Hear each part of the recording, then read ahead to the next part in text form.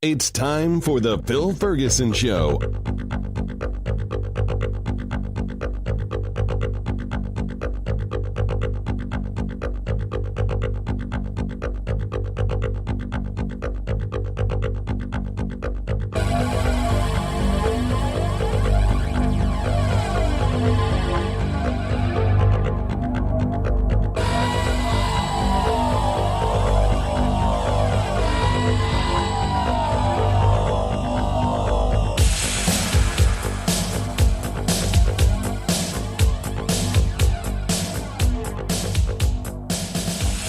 This is Phil Ferguson, and you are listening to The Phil Ferguson Show. Of course, we have many great things coming up later in the show.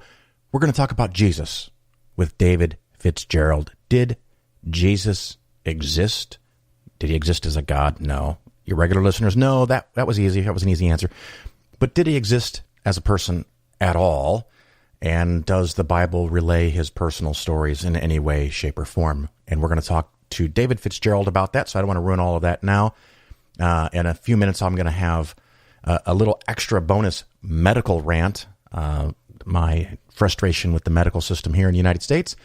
And then for the official Investing Skeptically segment, I'm going to do what I call the 13-year performance. And this started off, surprisingly, 3 years ago with the 10-year performance. It was just a way for me to look at different investment styles and philosophies and see what would happen over a period of many years.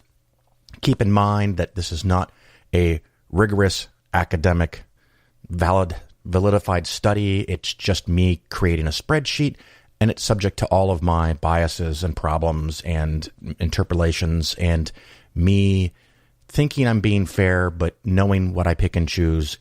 So don't read too much into it, but it's just kind of a fun thing to look at to see how the cushion can work in a long-term plan. So it's one of those things that I have a philosophy, I have a strategy, I have a style that I use for my investments and all of those of my clients at Polaris Financial Planning.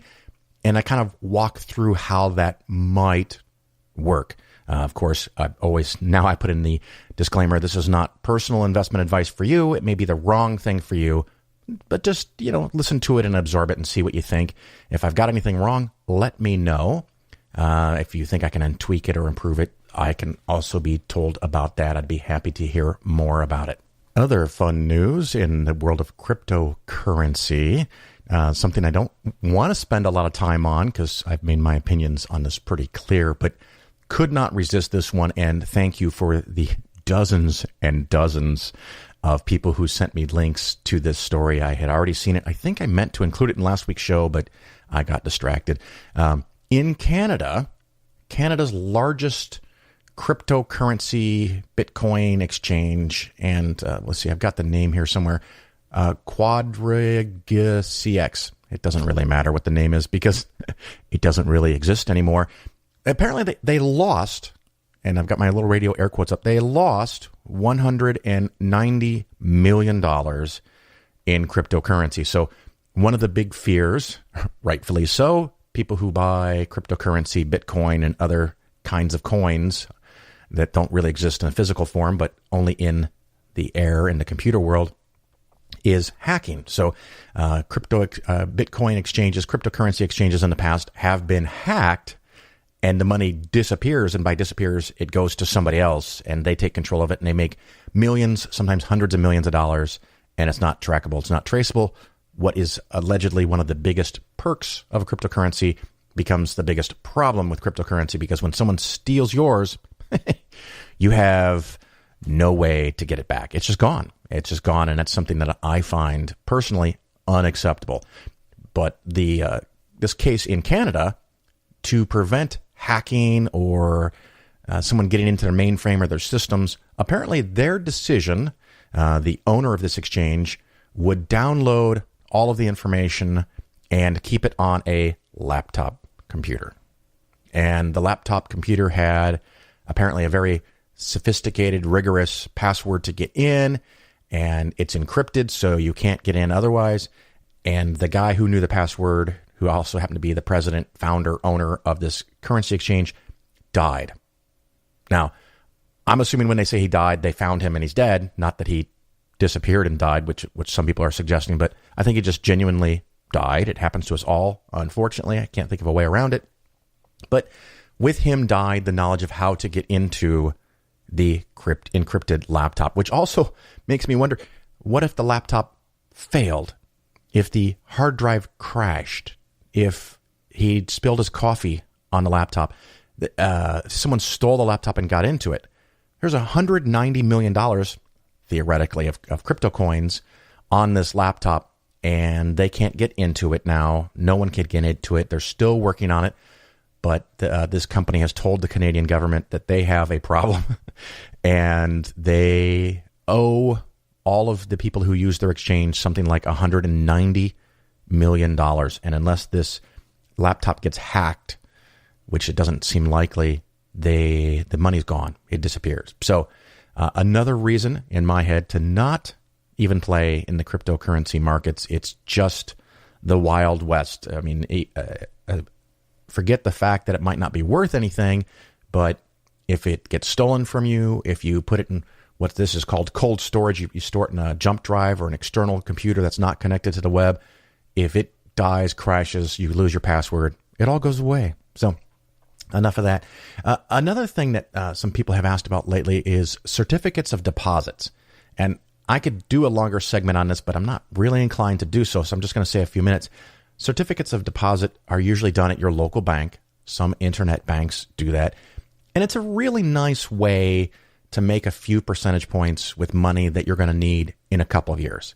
So if you have $5,000 or $10,000 or $20,000 that you want to set aside for a car or first year tuition for your young sprout, and you don't want it to be exposed to the risk of the stock market, you can put it in a certificate of deposit at the bank and make a nice boring 2, 3, 4% interest. It's not a lot of money, but you're going to get it. Another thing commonly with certificates of deposit, if you buy 1 year, 3 year, 5 year CDs, the longer you commit to locking up the money, the slightly higher the rate is going to be. And most certificates of deposit, you can change your mind and get the money out with a small penalty, which is usually a few months of interest. If you think that is possible, that you might need the money out, make sure you understand what the penalty is. If you buy a 5-year CD and then 2 years later decide you want the money, maybe their penalty is all of the interest back to day one. So you'd want to know that. Again, still only a couple percentage points. Another thing you could do is, if you're not sure when you need the money, you could do what is called laddering, where maybe you think you need the money in 5 years, but you're not sure, you might need it sooner. You could put some of the money in a 5-year CD, some of it in a 3-year CD, some of it in a 1-year CD, and then in 1 year, you replace that with a new 5-year CD. So you have this kind of rolling thing where you can take a chunk of your money out. Again, keep in mind that the interest amounts are going to be pretty small. Another thing that I often think about, people sometimes will go to extreme lengths and a lot of effort and time spent researching, finding the absolute best CD rates, assuming there's no hooks or tricks or traps with going from 2.5% to 3%. What is that work effort worth to you, and how much money are you putting in the CD? Because half a percentage point on $10,000 is not a lot of money. Is that $50? Real fast off the top of my head. So don't spend hours of research to scoop up $50. So that's some thoughts about CDs, but generally they're pretty safe and you can get them at your local bank. Another question I recently had was, what if I just inherited $150,000? So a listener had this situation and asked me, what do we do with this $150,000? So my response was, take out 10 or 20 grand or not, and spend it on some new furniture, a new car, a vacation, enjoy a little bit of it, but then the rest of it goes into your retirement plan. And they wrote back, that's it? That's all the details? I'm like, well, if you have a robust and sophisticated plan and you have extra money, you should add it to it. So, for example, if I won $2 million from the lottery tomorrow, I would put that into my plan. Now, because it's $2 million, I might modify the plan, but probably not. It might allow me to retire sooner, which would be cool.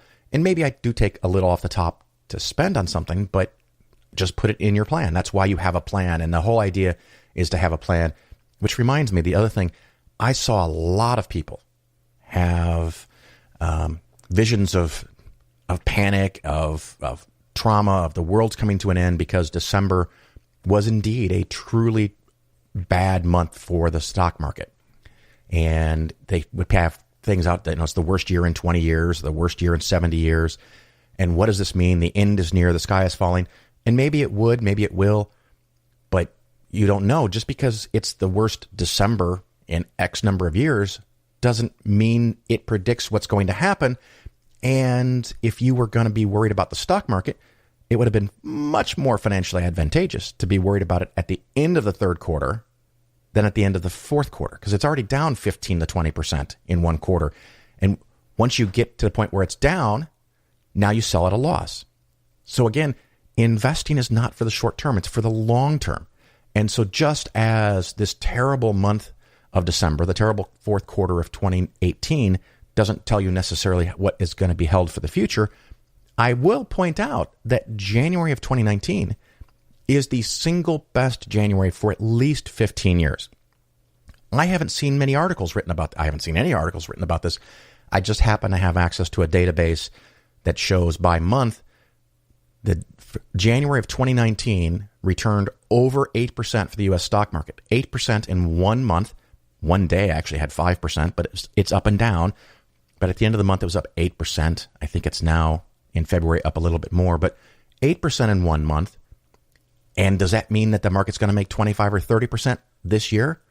No, I have no idea what the market's going to make this year. So have a plan, have a strategy, and ignore the market thrashing around. I am particularly amused by some people that I've seen that say the big drop in December is a sign of a recession, and then the big jump in the market in January is also a sign of recession. So if you are saying things like that, if you are absorbing things like that, you are now living in a conspiracy theory world where if the market goes up, it indicates something bad. If the market goes down, it indicates something bad. That's a really weird world to live in. I look at long-term performance of investments, and long-term data, long-term research says buy and hold, buy and hold, buy and hold, and keep doing that year after year after year. The more money you put in, the better. The faster you put it in, the better. But when you get closer to retirement, 10, 12, 14 years, you start building what I term as the cushion, so that when you finally get to retirement, or you're only a few years away from retirement, if the market does take a surprisingly unexpected, which is almost always the case, big drop, unexpected big drops, you have enough in the cushion to not change your plan. You retire on the date you plan to retire. You could change your plan and keep working, but you wouldn't have to. And that's the big difference. It's like my dad in retirement worked as a greeter at Kmart by choice. Like me, he liked to talk all day long. It kept him out of the house. It kept him active. It kept him interacting with a lot of different people all day long, and he loved it. And they paid him a few bucks that he didn't need, which is really cool. But there was another person that he worked with as a greeter at Kmart, and this person, if they cut his hours by 4 or 5 hours in a week, he was concerned that he wouldn't be able to pay his electric bill or his gas bill. Then the job becomes a lot less fun. So we want to get to the point where you don't need to work. You may choose to work for whatever reason that appeals or doesn't appeal to you, but you don't have to work. And that, to me, is being rich. When you have enough money, you can choose to work for other reasons than money. So that's a whole bunch of little things. And we're going to go into a little break. Then we're going to have the medical rant, and then the 13-year performance.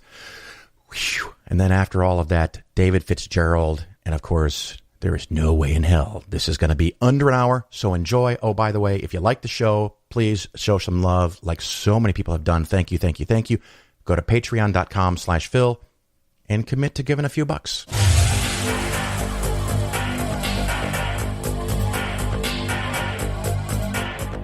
I've got a little medical story for you. I just went to my doctor, who I see, every quarter, I guess, just to check up. And last year found out that I was pre-diabetic, which I think went away because I lost some weight, and fatty liver and high cholesterol and those kind of things. So we just go in every so often to check up. And I walked in the office ahead of schedule, as I'm prone to do, and I hand them my insurance card, which changed on January 1st. And they said, this is now out of network for you. I was like, what? Now, okay, I should have checked the specific doctor, but I checked the hospital that they're affiliated with, and it's in network. But their specific little cluster of 3 or 4 doctors aren't in the network, even though they're still affiliated with the hospital. So there I am standing there, and I'm thinking, okay, I'm out of network. What does that mean? And of course, it means that I pay a greater share of the visit, and it doesn't count towards my deductible, which is a really high deductible, which I may never meet anyway. And I said, is there just a way I could just pay with cash? I just hand you some money, tell me how much that would be. And the people behind the counter, the very nice ladies that were there, were standing there looking at me with this look on their face as if I had just asked them to light my farts. Just bewilderment and stunned, like, no, that's not how it works. You could just see the doctor as out-of-network patient. And I said, well, okay, how much would that cost? And they're like, what? Just throw me a number. How much would it cost? I'm like, we don't know what to tell you because we don't know what your insurance does or doesn't cover.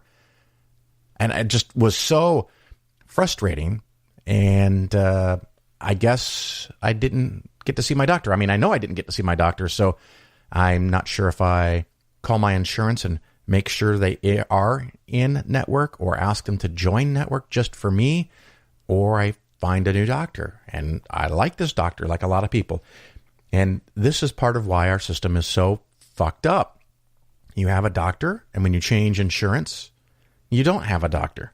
Or, I mean, I guess you do, but you have to pay a whole lot more, which really kind of offended my sensibilities because of the amount of money I am paying for the insurance.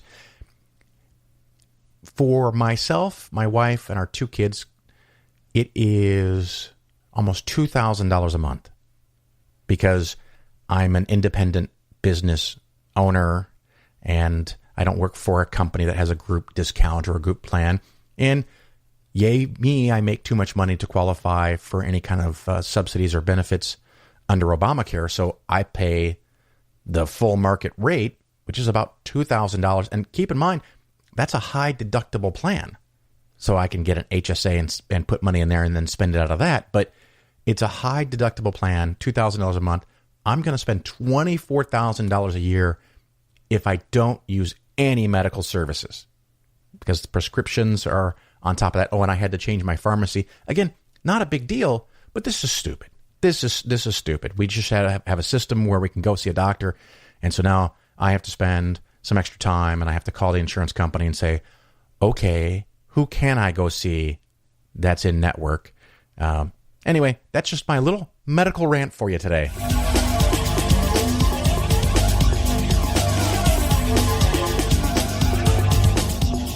Today's Investing Skeptically segment is 13-year performance. 3 years ago, I did the first one of these, was 10-year performance, and then, of course, 11, 12, and now 13-year performance. And in case you're new, I'm going to get into the details of what this is a little bit, but I have to have some disclaimers. It's always important to have these disclaimers. This was not anybody's portfolio.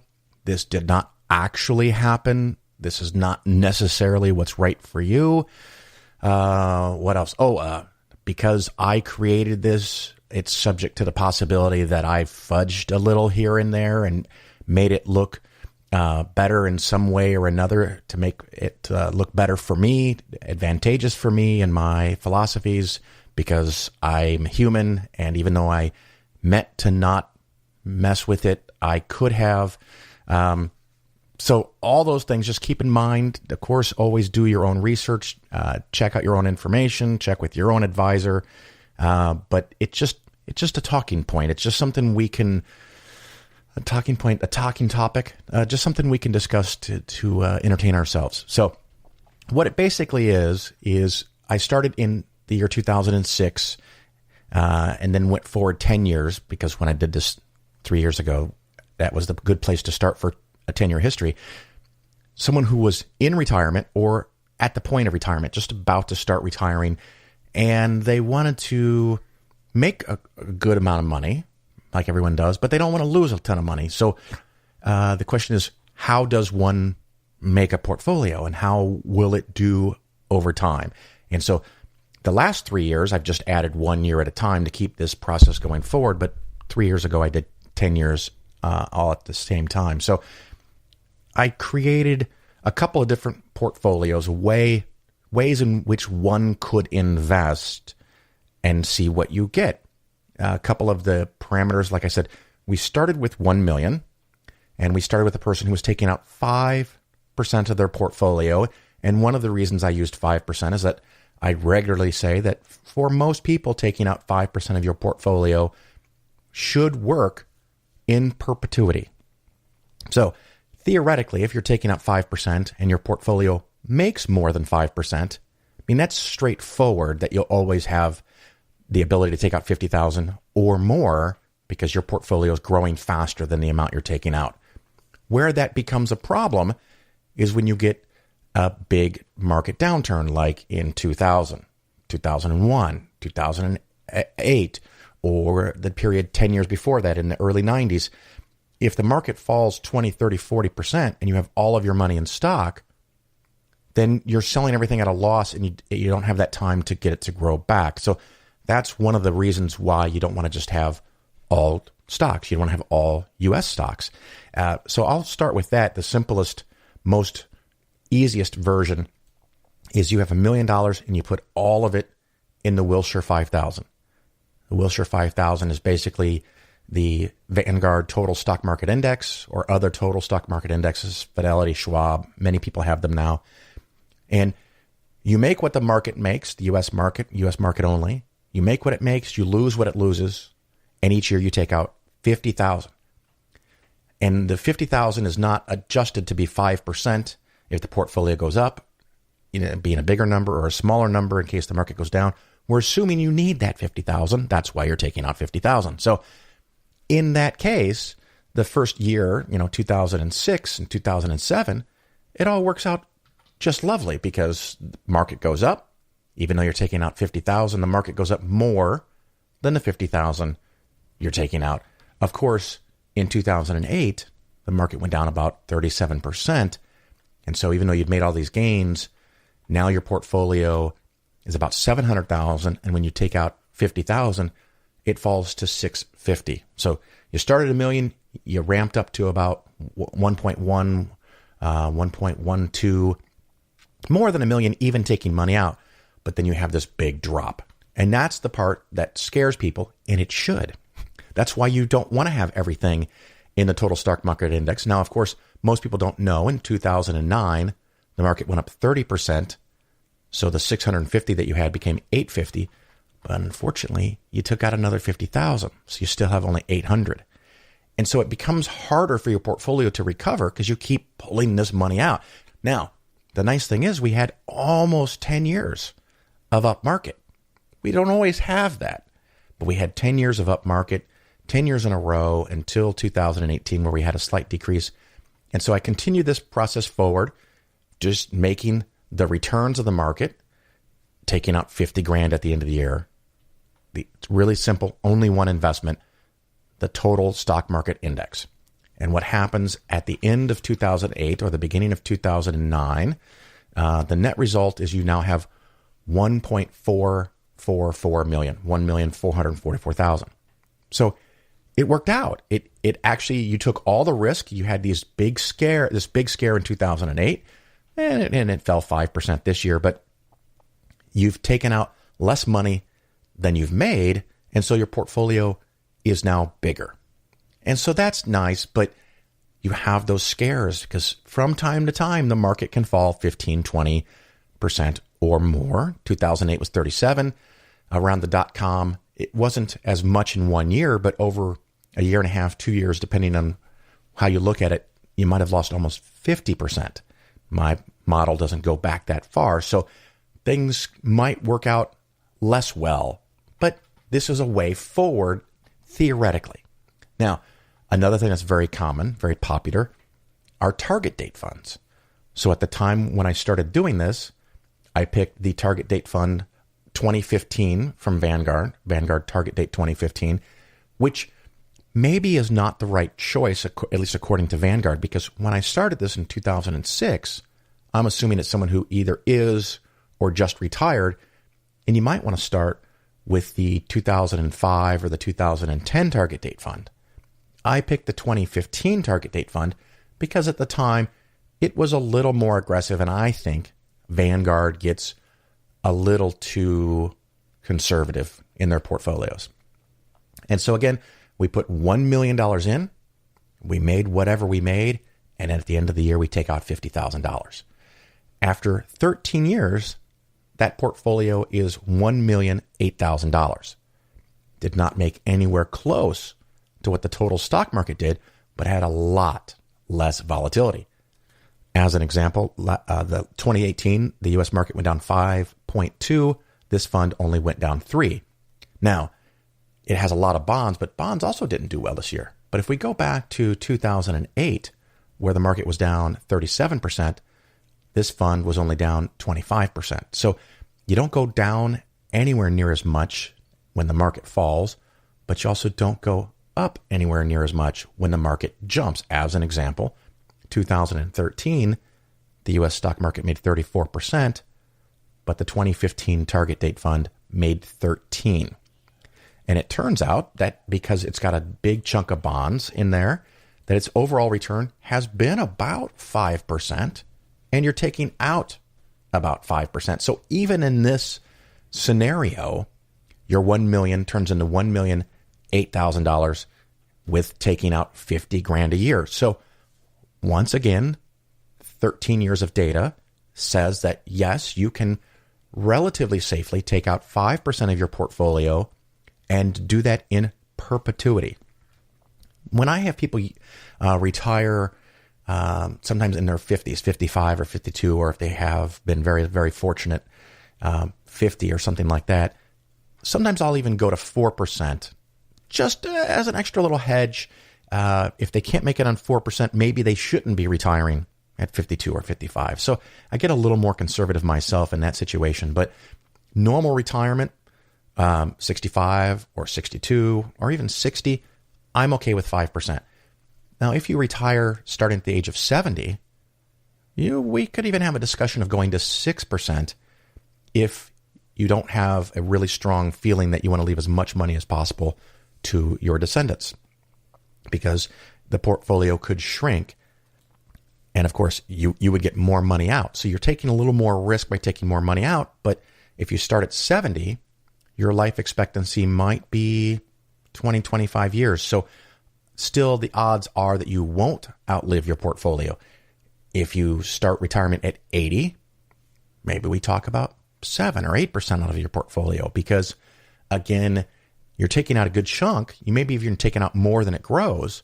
But if you had a portfolio of $1 million and you took out 10%, obviously you'd go broke in 10 years. So if you started at 90 and took out 10% a year, when you're 100, you're going to go broke. What are the odds that you're going to make it to 100?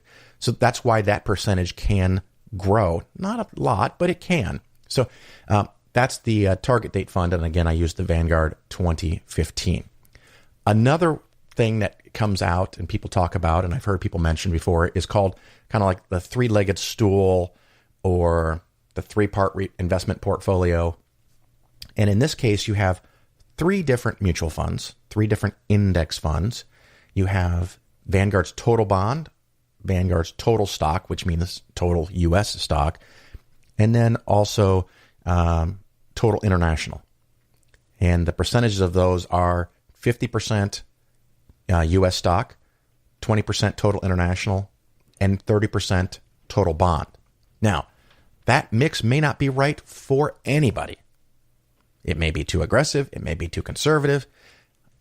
Right now, that doesn't have as much international as I recommend, but after 2008, it had considerably more international than I recommend. So it's just another quick and easy way. This whole thing is wildly oversimplified, but it gives you a perspective. In this case, your $1 million turned into $1.2 million, $1,200,000. So you didn't make as much as you would have all in the stock market, but you made more than the target date fund. Now, the target date fund is very similar to a mix like this. So you might ask yourself, why is it that I have 1.2 million instead of just 1 million when the investments are doing kind of the same thing? And this is a proof of concept, because in this three-legged stool scenario, you can pick and choose what you sell. And every year it rebalances to 50% US, 20% international, and 30% bonds. So if the stock market goes up a whole lot, you're taking money out of the stock market. If the stock market goes down, you end up taking the vast majority of the money out of bonds. So you don't have that flexibility when you're in a target date fund. So a target date fund is not evil. It's suboptimal. Can one do better? Now, you may have a 401k or a 403b at work where you don't have ideal investment options. So a target date fund might be the best thing that is available to you. If that's the best thing that's available to you, you use it, because you have to pick among the things that you've been given as choices. So a target date fund might be just fine. But when you actually get to retirement and you're pulling money out, it's better to pull out of things that haven't gone down. This year is a great example. In 2018, if I have someone who's in retirement right now and we look at the overall portfolio, I am likely to take money out of cash or the short-term bonds or the International Bond Index Fund, because those things made money. So let's go ahead and jump to that. And so the fourth method of doing this is very close to what I do and what I recommend, although even here it's a little oversimplified, in part because some of the index funds you can now use at Vanguard were not available 13 years ago. So I didn't have the data when I started this 10 years ago, nor did I use those funds because they did not exist.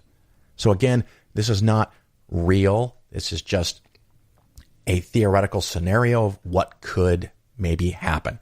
And so in this scenario, we started with about 30% in bonds, and it was in a handful of different bond funds, some intermediate, some long-term, some short-term, international, emerging markets, a little bit of junk bonds, little things like that. And the funds that I use now for bonds are a little different because I'm specifically avoiding intermediate and long-term bonds, which has worked out really well in the last couple of years because they've not made much or lost money. So, yay team. In the U.S. segment, I only have 4 funds. I have large cap growth, large cap value, and then a mid cap and a small cap. What I currently use is large cap growth and value, mid cap growth and value, small cap growth and value. So I have 6 positions where this model only has 4 positions, because in 2006, you could not get the mid cap value and growth. You could only get the mid cap index fund. So again, this is a little oversimplified, but you'll get the idea. And so each year I put in the returns for all the different investments. And then at the end of the year, we look and we say, where would we take out the money? And so this year, for example, I have here $50,000 coming out. I took $5,000 out of cash, $20,000 out of the short-term bond index, which, by the way, I don't even use this fund currently because now I can get the short-term government bond index and the short-term corporate bond index because their returns vary over time. So you might have a year where one makes more than the other. So you get more granularity. You get more ability to pull out money. And if your portfolio is 50,000 or 200,000, this is harder to do. Again, remember, this was for $1 million portfolio. And then the other chunk of money I'm going to take out of is the total international bond fund because it made 3%.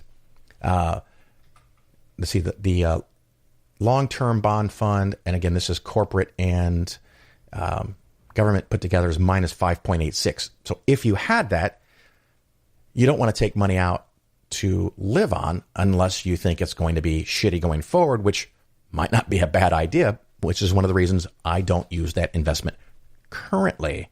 I did use that in 2006. And so it's in the model, in this theoretical world back in 2006, but it's not there today. So we would take the money out of cash and a couple of bond funds that made a little bit of money. And that weakens the portfolio. And I've kind of eyeballed this, and the idea is that as long as you're taking out $50,000, the $300,000 in bonds should be enough of a cushion to cover you for a long period of time. And the idea is that if you need to, you can sell up to $50,000 worth of bonds. Ideally, or at least minimally, that'll cover you for 6 years. But don't forget, all the bonds and all the stocks pay dividends. So if your portfolio keeps growing, the $50,000 that you're taking out becomes a smaller and smaller percentage of that portfolio. And so now we're not taking out 5% anymore. You're taking out something smaller. But anyway, I digress. In this scenario, with taking out $50,000 each year and some adjustments on your own, the portfolio is now worth $1,388,000. So this is not the best performer over the 13 years. The best performer was straight up hardcore total stock market index, because that had 1,444,000. So that would have made about $50,000, $55,000, $52,000 more. So that's the best return during this 13-year time period, which includes a lot of positive years. So you've gotten almost all the gains of being in the total stock market index with a dramatic reduction in volatility, because not only did we start with 30% in bonds in this $1 million portfolio, which of course may not be the right mix for you. Again, it's just a sample. When 2008 came and the stock market fell 37%, we didn't sell any stocks. We sold some bonds. In 2009, we sold some bonds. 2010, we sold some bonds. And I did this for several years until we got to, I think it was 2013, because it made so much money. I'm scrolling through this while I'm talking. Great radio entertainment here.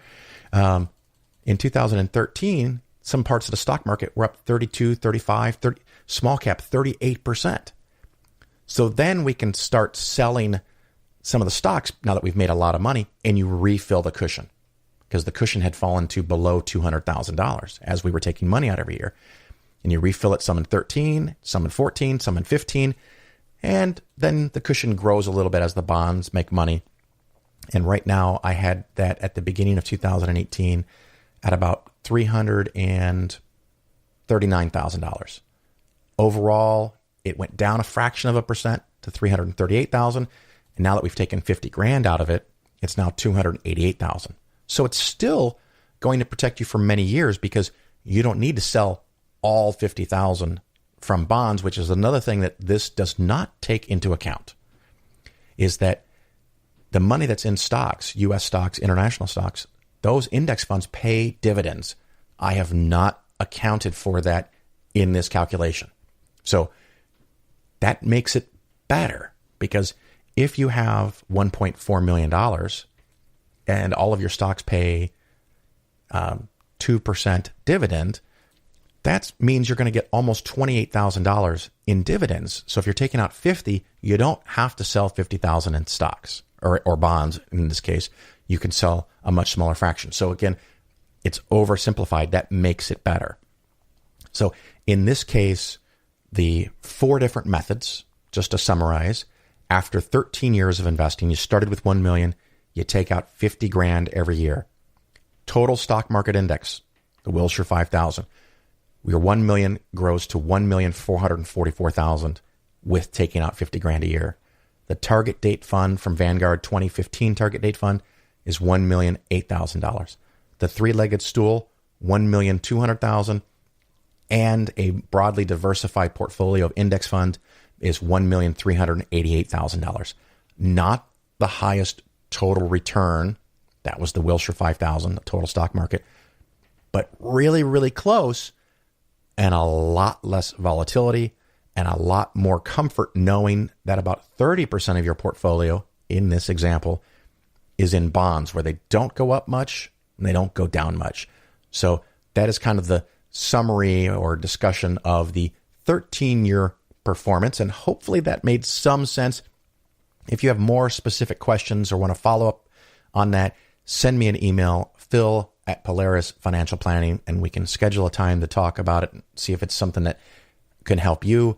But there you have it, and we'll get on with the rest of the show.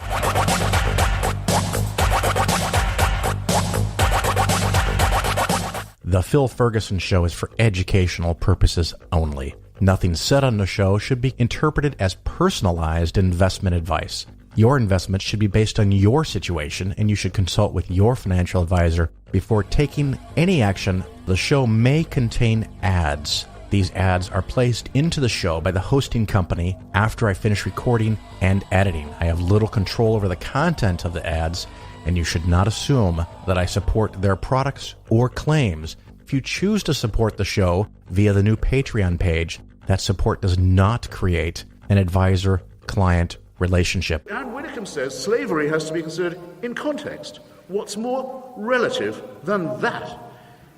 There were people at the time, Thomas Paine, Benjamin Franklin, there were innumerable humanists and secularists who said slavery is evil. The church wouldn't agree.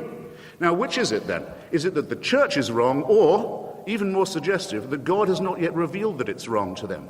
Or did God support it all those years and then change his mind? From a beginning point of absurdity, you arrive at a terminal point of absolute moral chaos.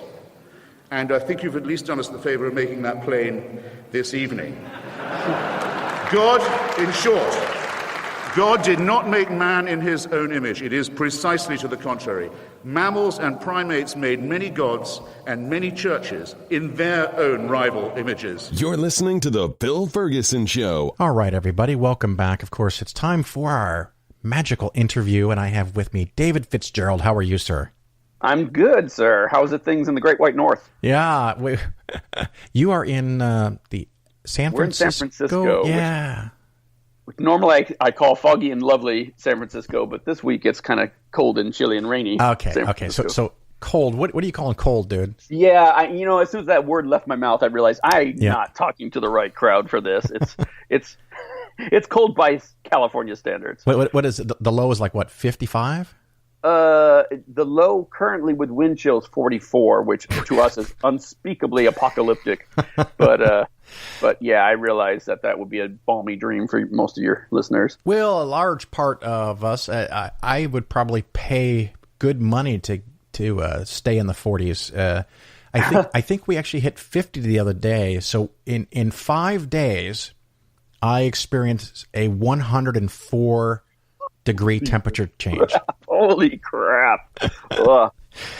And it boggles the mind. I saved on my phone, on my weather app, some cities that we were in for vacation last fall in Italy, and I pull up Rome, and the low is like 40 and the high is 55, and I'm like, you know what? That sounds pretty freaking nice.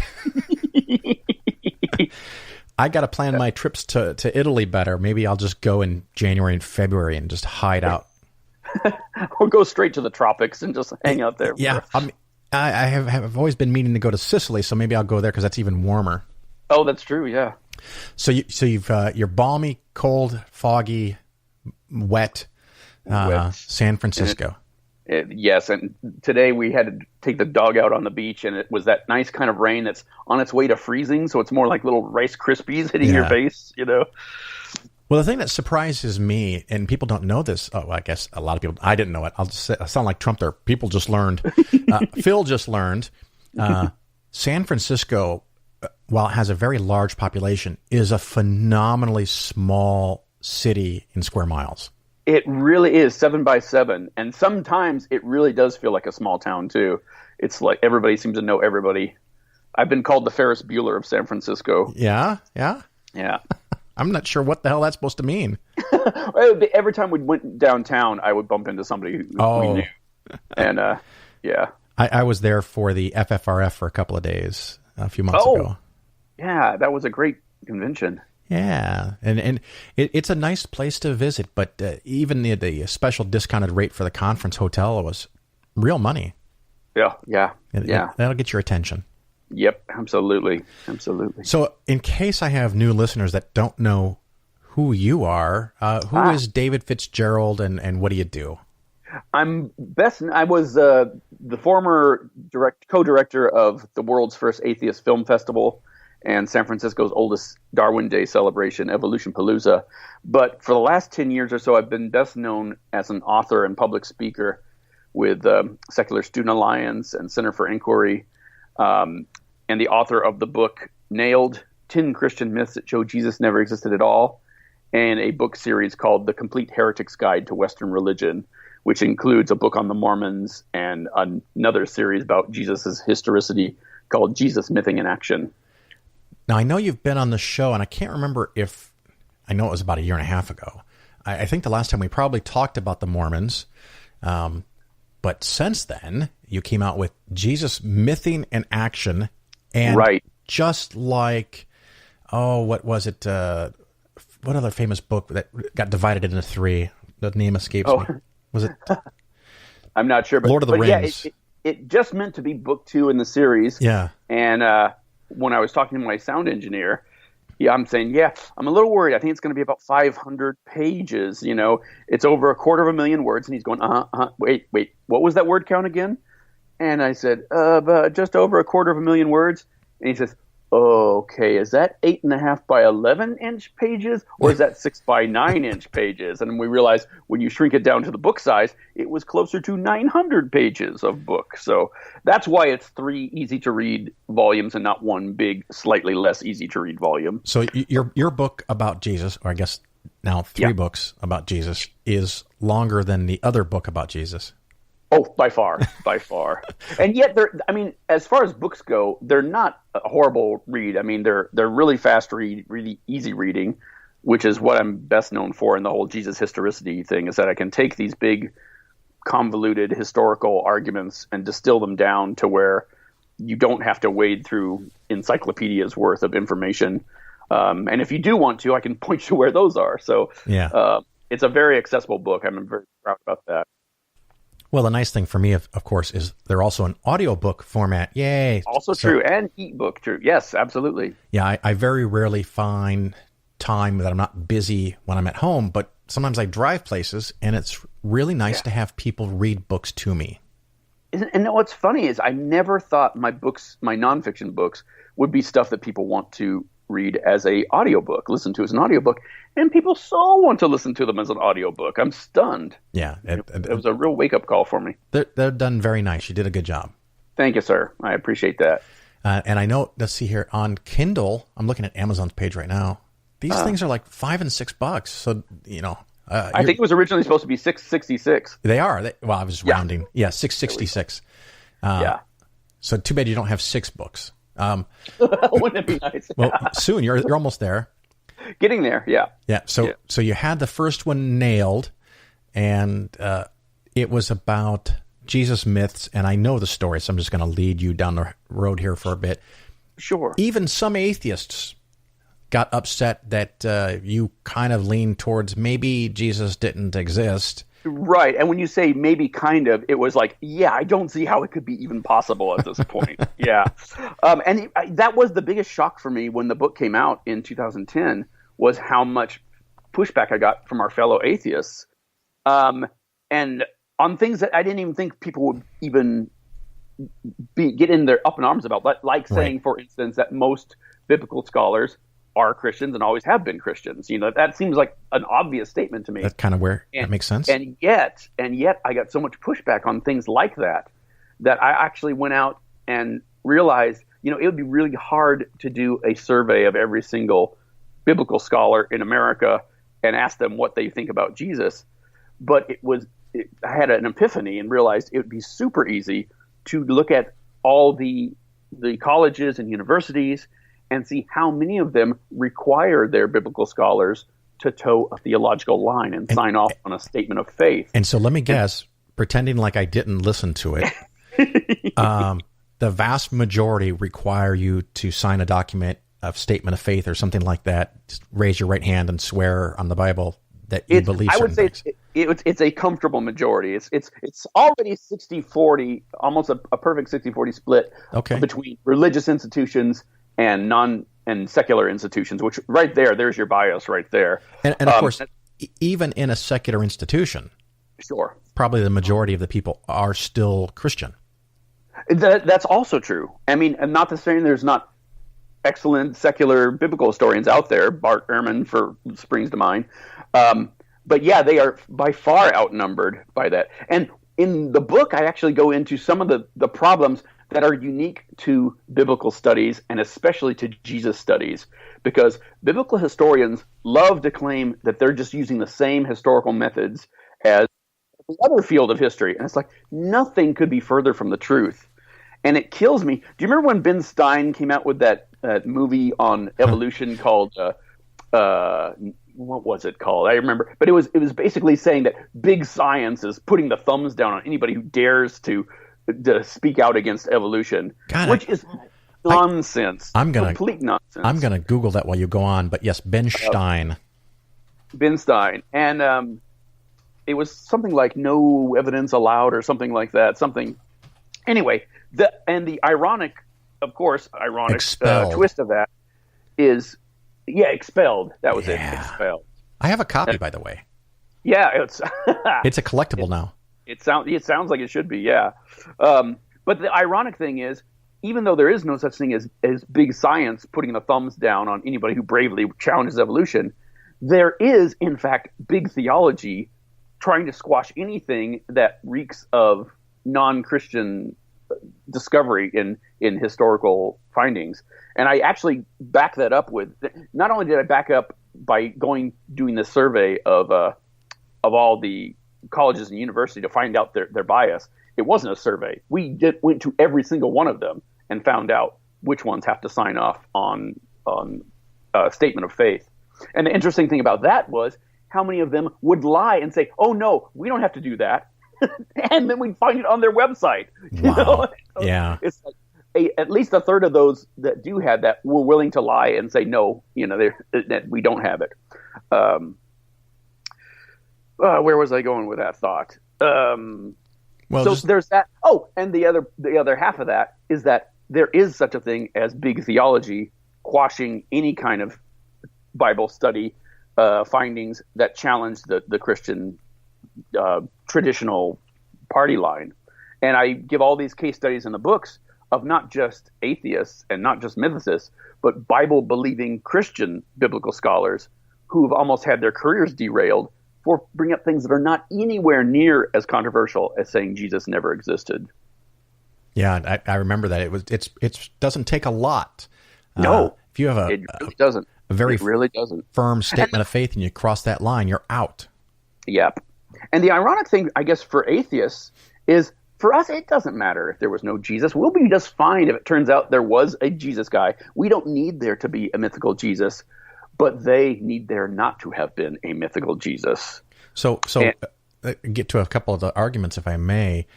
Sure. I hear all the time, what about the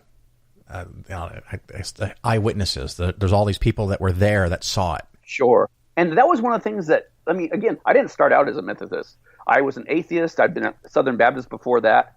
I'd been an atheist 16 years before it even crossed my mind to look into the Jesus story. And not because I didn't think there was a Jesus, but because I was thinking, boy, when you read the four Gospels, you're getting all these different images of Jesus and they don't quite add up.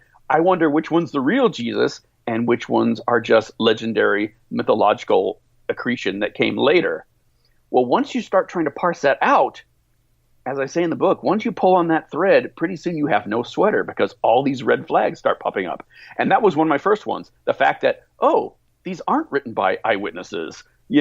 Our Gospels aren't written by them. The New Testament epistles aren't even written by the people whose names are attached to them, probably. Matter of fact, doesn't one of the Gospels say it's not written by the author that it's named for? Oh, well, actually, all of the Gospels are anonymous. Yeah, every single one of them is anonymous, and originally none of them had a name attached to them. That wasn't until the 2nd century when all these rival Christian factions started competing with each other to have the one true gospel. And we're in a way, we're lucky that it was only whittled down to 4 of them because we know there are already ones that existed. We're lucky to have the Gospel of Mark at all, the earliest and most no-frills gospel, because in its own time, the 2nd century, the Gospel of Peter, which never even made it to our Bibles, was far more popular than the Gospel of Mark. And you can see the evolution from the first Gospel, Mark, through Matthew, through Luke, through John. You can see the story getting better and better and better and growing and improving and evolving. Evolving. Yeah, absolutely. Ben Stein would not approve. He would not, but it's so funny that if you don't believe in evolution, all you have to do is look at Christian history, because that is a Darwinian jungle in action. Well, not just the history, but the schisms that occur still today. Absolutely. Absolutely. But but it's fascinating. Just even if you look at the texts alone, seeing how the forgery and the counter forgery and the tampering with scriptures that Christians did. Bart Ehrman has done such a great job of showing how that process happened, and how in all our existing New Testament texts we see that.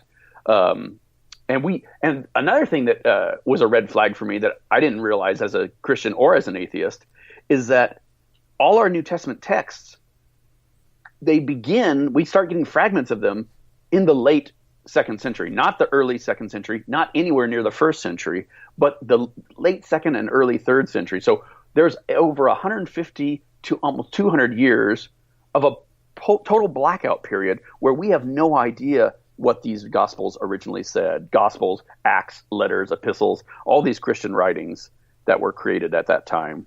And is there a possibility that the people that were copying and transcribing these fixed errors, made errors, added things, removed things?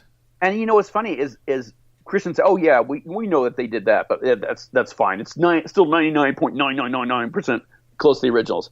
No, that's bullshit. We're not counting spelling errors. We're not counting grammar errors for the most part that don't change the meaning.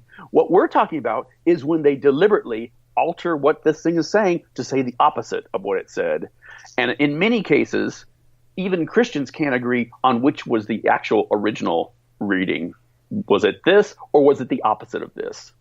And I love hearing him and haw about that and say, well, there's nothing that affects our salvation. It's like, how do you even know that? Well, we have no way of knowing. There's nothing that affects our salvation, but yet they blatantly ignore that there's 3 main divisions. At least. In Christianity, I'm thinking of salvation by works, salvation by deed, or just predestination like Calvinism. Yeah, and then by faith. Yeah. And there's verses to back up all 3 of those passages, all 3 of those positions. Yeah. And you can do that for all kinds of doctrine. Was Jesus born a human being and then became exalted to God? Was he God clear from the get-go at the beginning of the creation of the world? All those positions are in the Bible already and more. It's fascinating to see what a jungle it is. It's funny because I have this conflict, and I'm delighted you're doing all this work instead of me, because I'm fascinated with the summary and the result. I just wouldn't want to do the work that hard work that you did. I totally understand. I just paid us $6.66 to get the book. But I am fascinated by the fact that people can spend so much time going over the details and the minutia, but at some point, does it kind of become arguing about how many angels can fit on the head of a pin? Well, the interesting thing about it, and I don't know, in one sense, yes, it totally is that way, because it only matters if Jesus matters. And right. Does Jesus matter? Maybe he doesn't.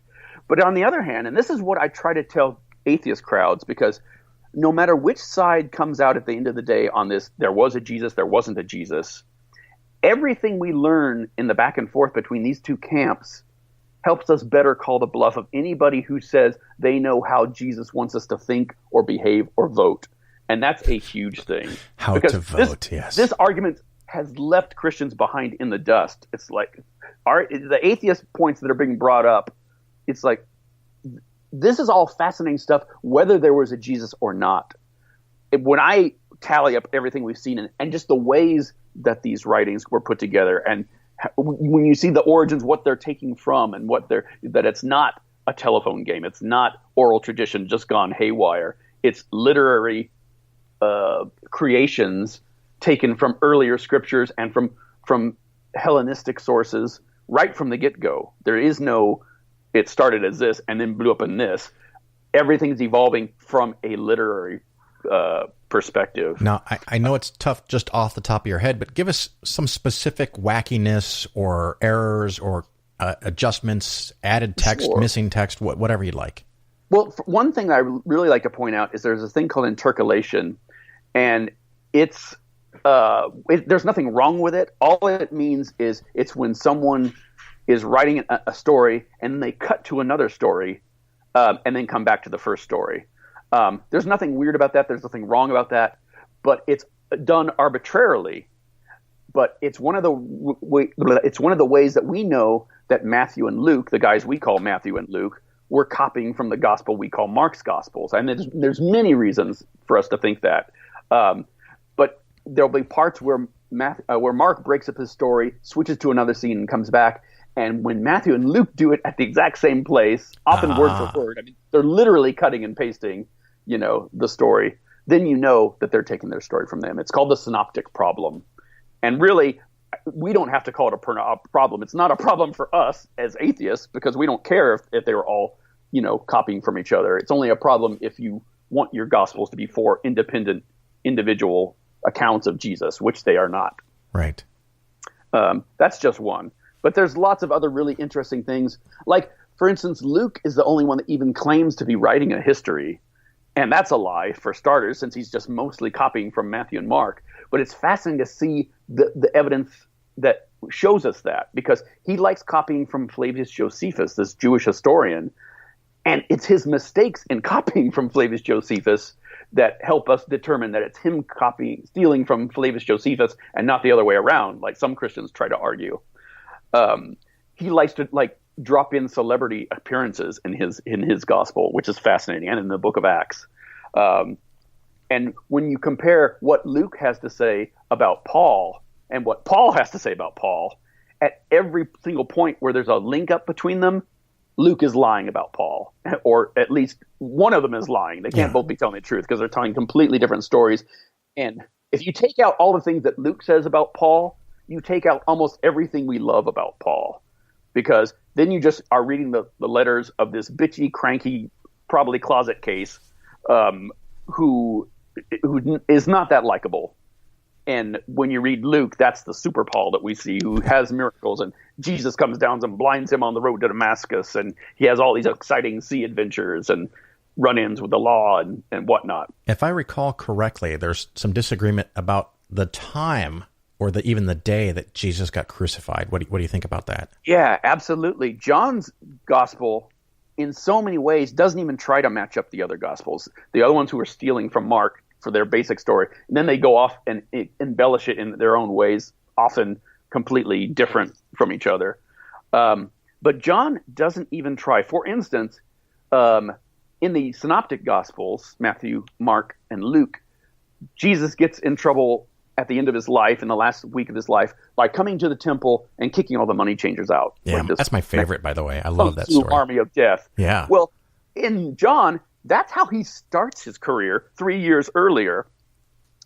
When he gets in trouble with the Sanhedrin, it's because he's raised Lazarus from the dead. The miracle, word of it spreads around the whole country, and everyone's amazed by it. And they decide, oh no, we got to bring him in. Well, Lazarus doesn't even appear in the other Gospels. He's not a character in them at all. The name is taken from a character in one of Luke's parables about a guy that Jesus tells, but there is no Lazarus guy. And I love it when Christians say, oh, but it's the details, the little details that we get that tell us, that show us it's true. Well, let's compare those little details, because if you take the first three Gospels and then John's Gospels and just compare the last week of Jesus' life, they are coming from completely different regions for completely different reasons, getting in trouble for completely different motives. They're not even close, and yet both of them are just as detailed as you want. And then, of course, there's the Christians who say, oh, well, it all happened, and they only just told part of it. Well, I don't know if you've seen Dan Barker's Easter Challenge from Freedom Religion Foundation. I have. All he says, it's simple. Just tell me what happened on Easter Sunday, and don't leave anything out from any of the Gospels. And once you do that, it gets so ridiculous so fast. trying to shoehorn these four competing stories into each other. It becomes laughable to think that these are independent historic. And yet you still hear Christians bragging about how they've done it. It's like, you are full of shite. Another one of my favorites, along the lines of Eve was framed. I also think Judas was framed. Because quite honestly, if God knows everything and God has a plan and God is Jesus, depending on your theology, Judas was required by, and actually kind of did a favor to God by pointing out Jesus so that all could be fulfilled. He's a hero, right? And you know what? There's early Christians who said exactly that, and even had a Gospel of Judas making that argument. Schwanky. Where's that now? Is it kind of missing? It's in pieces in a museum somewhere. We have it. We have bits of it. And there's also a Gospel of Philip, right? Oh, yeah. There's tons of Gospels. And Mary? And some we only know about by name, but there's easily dozens of these things. And again, some we only know about because somebody mentioned it in a letter or a book, or was a lot of the arguments against Christianity from the ancient world we only know about from like the Lee Strobels and the Josh McDowells of the first century who were responding to them. But other than that, they didn't make they wound up in bonfire somewhere, except for the counter arguments, the counter heretical books. And so Judas, how did he die again? Well, that's funny that you ask. In fact, he gives 4 different reasons for why he betrays Jesus, and we have at least 3 different accounts of how he died. He either ran off and hung himself, or he went to a field and burst asunder, like sort of a spontaneous combustion thing, or, as Papias says, he survived all that and lived alone in a hovel while his head began to swell up and up until it was wider than a wagon wheel or wagon axle, and finally it just burst like a piñata of pus and maggots and horrible. It's a total David Lynchian nightmare. And who knows? Those are just the stories that made the cut, that survived. Yeah. Now, another good fun one is, who found Jesus not in the tomb? There you go. And how many angels were there? How many women? What happened to them? What did they say? What were they told to do? It's fascinating to see how these things just don't add up at all. And yet we're supposed to expect to believe that it's all based on one true story. It's like his nativity. Everything we do with the nativity play is a mashup between Matthew's gospel and Luke's gospel. But when you read them on their own, they're 2 completely different stories. Matthew is this scary story of intrigue in the court and babies getting killed and Jesus having to run off to Egypt to hide out and then come back later. And Luke is this happy, lovely story that's just filled with sunshine and rainbows the entire time without a hint of any of this stuff happening in Matthew's story. So I'm guessing you would give a very low probability of a magical, deistic, godlike Jesus existing. Yeah, that's right out the window. It's we are at the point where we are arguing, did this guy exist at all? And again, there's nothing implausible about Jesus being one more first century failed Messiah.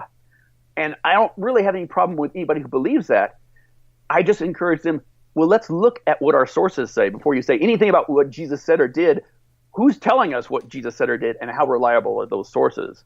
And when you do that, for me personally, it just becomes really hard to even think that there was a guy named Jesus when you see people saying so many differing, contradictory things about him centuries after the fact without any kind of corroboration. And the way the way Christianity was before the Gospels are written and the way Christianity became after the Gospels are written are 2 completely different animals. And that's for me, that's a huge thing just alone, is that before, in the time of Paul, he seems to be completely celestial, perhaps an angel, but a completely heavenly being that it only interacts with people by them reading the Jewish scriptures and by having personal dreams from him. Now, another fun one is the alleged last words of Jesus. What was the last thing he said? Oh, what time have you got? Because all 4 of them give a different one. And I remember as a young atheist fixating on the line that says, my God, why have you forsaken me? And feeling so bad for the real Jesus, like, oh, poor guy. Until one day it occurred to me that, like, oh, wait, that's taken from the 21st Psalm, the first verse of that particular Psalm. And it's like so much of Jesus' story in Mark. Everything that happens in there happens for an allegorical reason or a midrashic reason. He's taking an event or a phrase or words from the Hebrew scriptures and creating a collage of this story of a person. And it gets to the point so badly that there are biblical historians like Kurt Knoll, who say, you know what? It doesn't even matter if there was a Jesus or not, because we can account for everything we see in early Christianity, whether there was one or not. Huh. Very interesting. Now, Jesus also had some kind of nasty things to say, but I'm thinking of, first of all, there's the fig tree, how he treated his mom, and things about selling your clothes and buying a sword. Is that all in there? Yep, it's all in there. And then, of course, for every verse, he's the Prince of Peace. You've got a verse of go out and get a sword, and I'm here to tear apart families, and whoever hateth not his family, and more than they love me. It's fascinating to see the contradiction, and it's fascinating to see the way Christians, scholars, and Christian translations will play around with the words to make it say what they wish it said instead of what it actually says. Because I know growing up as a Methodist, which some people would not even consider to be really Christian, but it's just a happy-go-lucky, loving Lamb of God that he has ultimate power, but doesn't ever really use it for any harm, and just he's just misunderstood guy. Yeah. But then when you read the books, I mean, he tells slaves to obey their masters. He asks his mother, "What do you want from me? Go away." Tells people to sell their clothes, to buy swords, and then he had one where my favorite, I think, is "Let the dead bury the dead." Yes, I love it when a Phoenician woman or some pagan woman comes to his table and asks for, he says, "Oh no, this isn't for you. This is just for the Jews." And he says, "Well, can't even the dogs eat scraps from the table?" And he just is the biggest dick asshole in that phrase.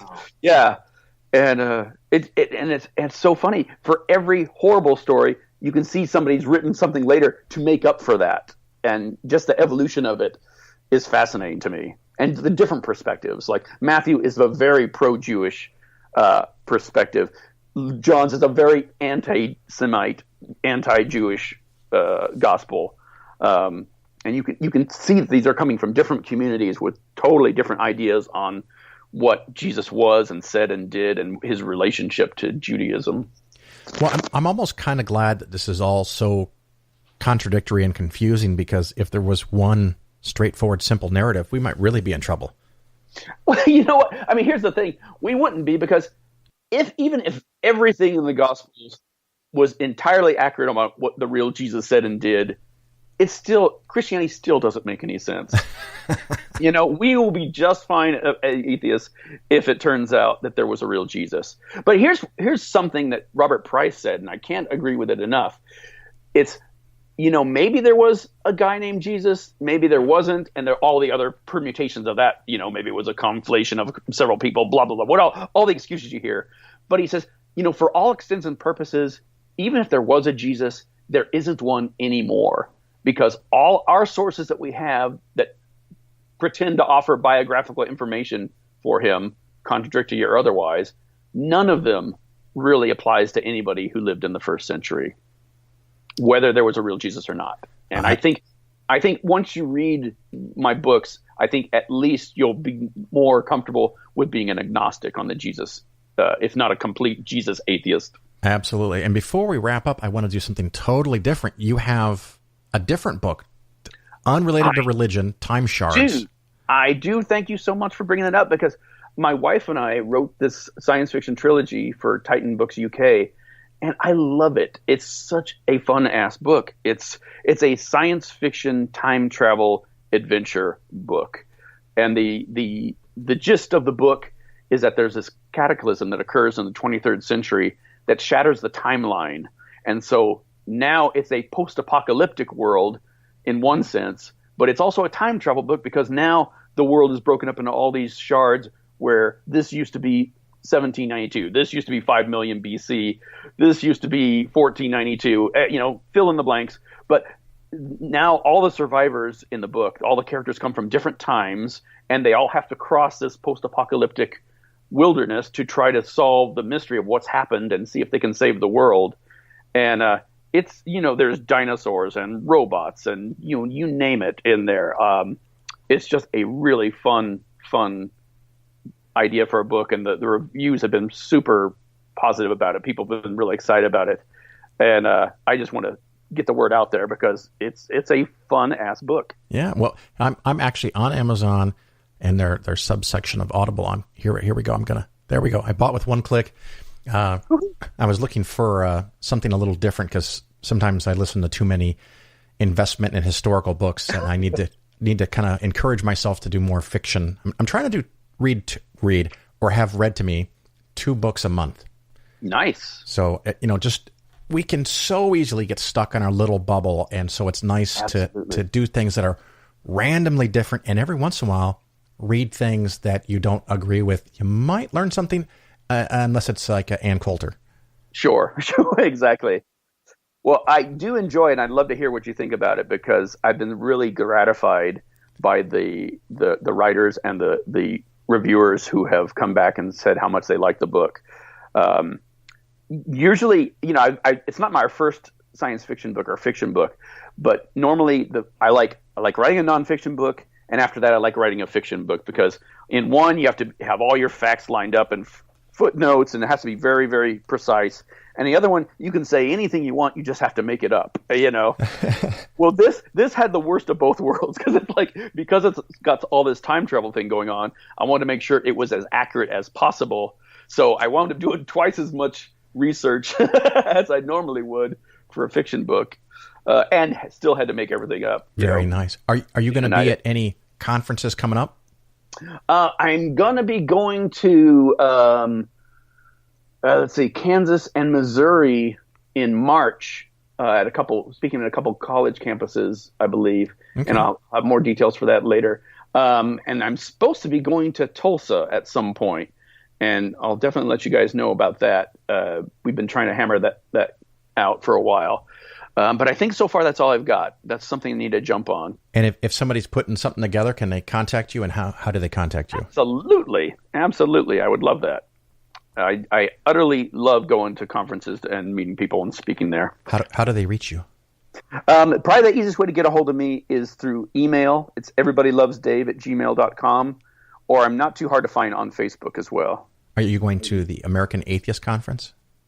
Where is that going to be? I just got back from the FFRF conference. Sure. It is in Cincinnati, Ohio, Easter weekend. That will be a tough cookie. Yeah. I cannot make it to that. It's a weird thing. I go every Easter. Huh? It's always Easter, and I know that. It's always, except for once in a while, they have something different. But yeah, it's good fun. Yeah, it is. Well, it's well worth going to, too. Those are a blast. Excellent. Well, I know you have a lot to do today, and I thank you so much for coming and sharing time with us. Of course, the newer book, fiction book, Time Shards. And, of course, we have the classic Nailed, which is a good starter place. And then we have the Mormons by David Fitzgerald. The Mormons, yep. And then the triple pack, Jesus Mything in Action 1, 2, and 3, $6.66 each, at least on Kindle. What a bargain. Yeah, and you probably make a good 50 cents out of that, but that's okay. Pay your bills with that. And I especially recommend them to atheists because so many atheists roll their eyes at the thought of the Jesus mystery faith connection and all that. But these books will give you so much information, whether there was a Jesus or not. You're going to learn a lot of fascinating things, and I'll let you make up your mind whether you think there was a Jesus at the end of the day or not. I'm looking here on Amazon. I should get paid by Amazon to promote their site. The first one of the 3, Mything in Action, is part of Kindle Unlimited. So you can go read it for free. I don't know how that screws David, but You get it for free, and then hopefully you buy first one free. Yeah, it's like a starter drug. Yeah. First there's worse things. Yeah, there's worse things you could put in your brain. That's for sure. Well, David, thank you again, and I look forward to seeing you somewhere out there on the road. Absolutely, Phil. Thank you so much. Give my love to everybody out there.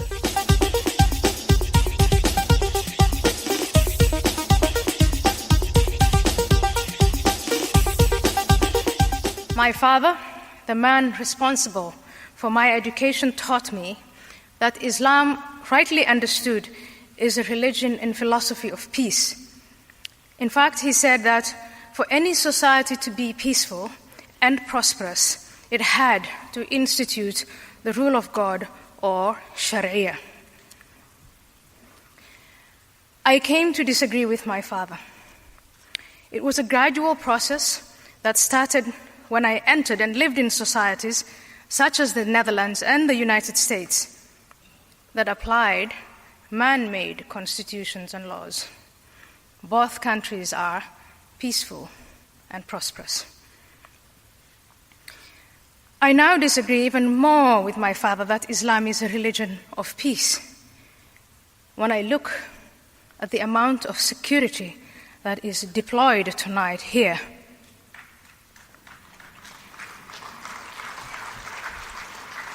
the amount of security that is deployed for the Richmond Marathon. 6 months ago, the Boston Marathon was bombed by two brothers who invoked the founding documents and the founding father of Islam. I disagree with my father when I look at the wanton killing of the Westgate Mall in Nairobi by Somali men invoking Allah and Muhammad to justify their horrid act. Kenya is the most hospitable country to Somalis fleeing their own country, so it distresses me even more. I disagree with my father when I look at the reports this week of 30 men and women worshipping in Iraq who are killed by a suicide bomber invoking the very same God and the very same prophet that they invoke. I disagree with my father when he says that Islam is a religion of peace. When I look at the 120,000 dead in Syria, Syria is now a stage of a proxy war between Islam's two most important and most influential nations, the Sunni Kingdom of Saudi Arabia and the Shia Islamic Republic of Iran. I disagree with my father that Islam is a religion of peace when I read about the almost daily reports of the destruction of churches, the pillaging of Christian property, the rape of Christian women, the terrible exodus of Christians and other religious minorities from Muslim countries. All this is done by men who invoke the founding father and founding documents of Islam. I disagree with my dear beloved father when I read about the teenage girl in Pakistan who's shot point blank in the head by a man invoking Allah and Muhammad because she wanted education. In the name of Allah and Muhammad, women are forbidden to drive. They're forbidden to own their own reproductive rights. They're forbidden to do anything unless they have permission from a male guardian. I disagree with my father that Islam is a religion of peace when I read these founding documents and I study the history and the example of the Prophet Muhammad. In there, I find an insistence of war and intolerance towards infidels, the hypocrites, those who associate God with others, homosexuals, women, and so on.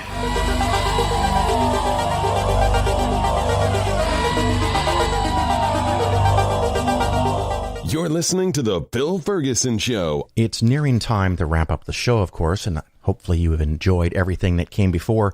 Just a quick reminder, we are doing a match fundraiser thing for American atheists. The money goes to students to create kind of a travel grant to offset their hotel costs for the American Atheist Conference in Easter of 2019. And so here's how it works.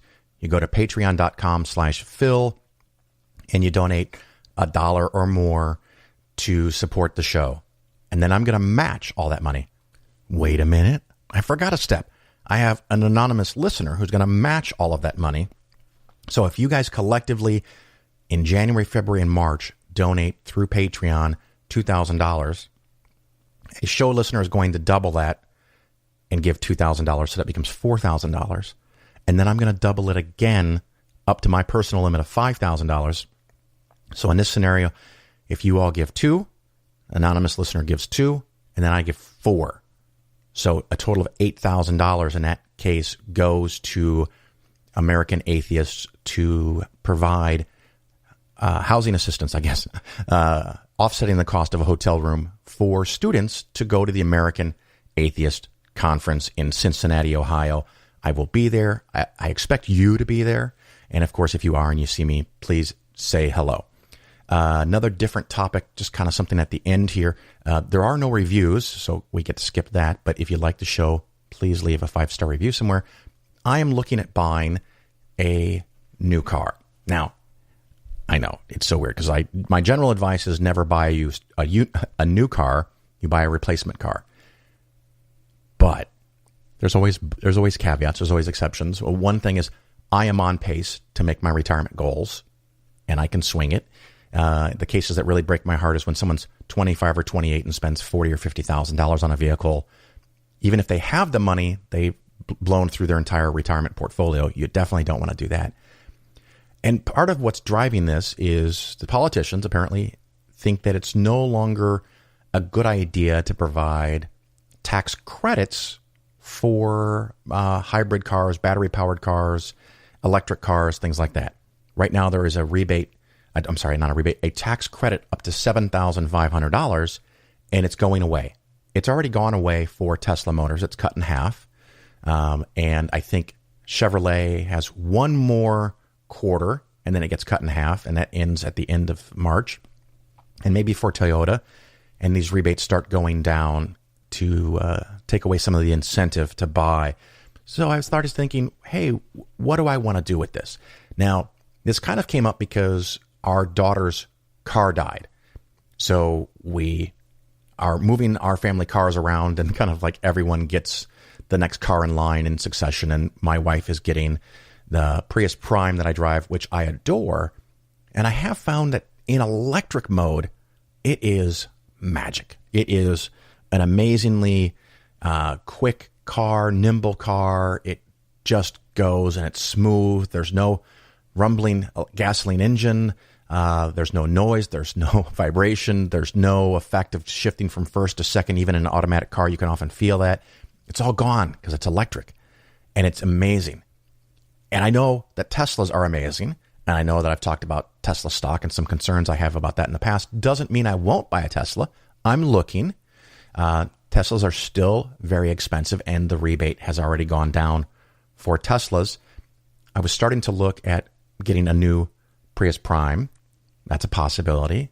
I was looking at getting a Chevy Volt because it is a fantastic car, and it qualifies for the entire $7,500 rebate, where the Prius only gets $4,500.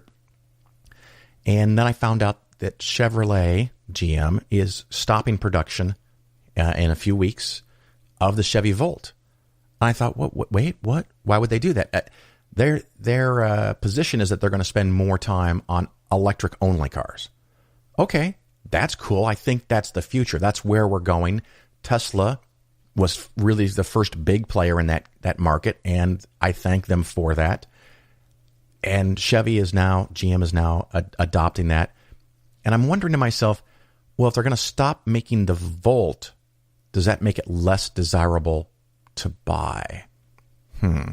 So I've been thinking about that. And then it came to my attention, this thing called the Chevy Bolt, with a B as in boy, B-O-L-T.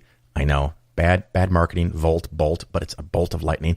The Chevy Bolt EV, 100% electric. So you don't have this comfort, the security blanket of getting gasoline anywhere, but you also have the reduction of weight by not carrying an engine and a gas tank, but of course you need more battery. This thing apparently it's rated to get 238 miles on electricity, which is higher than the base Tesla 3, which I think costs like $44,000. And this car is list priced of $38,000, but the dealers are giving rebates because the Bolt, because of marketing and aesthetics, quite honestly, hasn't been getting the attention and the love from the marketplace that the Tesla has. And quite frankly, the Bolt, and I'm someone who doesn't really care how a car looks. I own Priuses, right? It's not the thing for me. But even when I look at the Bolt, I think it's kind of fugly. But that's not why I buy a car. I buy a car for utility purposes. That's why I've owned things like hybrids, plug-in hybrids, and minivans for a long time, because these cars are able to do things. They don't look sexy. They don't drive sexy. That's not why I buy a car. And everyone has different ways or things that they want to buy, and that's up to them. But I'm looking at this Bolt and I'm thinking, wow, because some people have done YouTube videos that I've watched where they're not getting 238. They're getting 250, 260, 270 miles on this car. And maybe I can't drive across the country in it, at least conveniently. It can be done. But how often do I take a car and drive across the country? Once a year? I mean, at least distances. Like when I go to Cincinnati for the American Atheist Conference, I will be driving. And I don't know if I want to deal with taking the electric car, but I have a backup car. I have my Prius Prime. I can take that on the road. So I have another vehicle where I can add in some electricity and just go, or some gasoline and just go. So maybe I won't ever take it anywhere far, but I can drive to Chicago and back. Theoretically, I can visit my kids in Champaign, Illinois, and drive back. And if I stop and figure out how to charge it, and maybe I can talk about that a little bit in the future, Tesla does have the best network, bar none, no doubt about it. But there are other companies that are putting in charging stations, and some of them are incredibly high-speed charging stations where you can get up to an extra 90 miles. They're called DC fast chargers. You get 90 miles of charge in 30 minutes. So it's not like the 5 or 10 minute filling up your tank with gasoline. But if you stop somewhere that has a charging station, maybe at a truck stop, and you decide to get a sandwich, or, I don't know, you just chill for 15, 20, 30 minutes, you get an extra 90 miles. And then maybe when you stay in a hotel, you find a charging station nearby or at the hotel where you can top off overnight and then go another 250 miles tomorrow. So that's something I'm pondering. I'd love to hear your thoughts. If you own a Bolt or a Volt or any other cars, let me know. Of course, the email is phil@polarisfinancialplanning.com. And like I said, the next big event that I'm going to is the American Atheist Conference in April. That's 2 months away. I hope to see you there. If you do see me, please feel free to come up and say hello. Until then, ciao.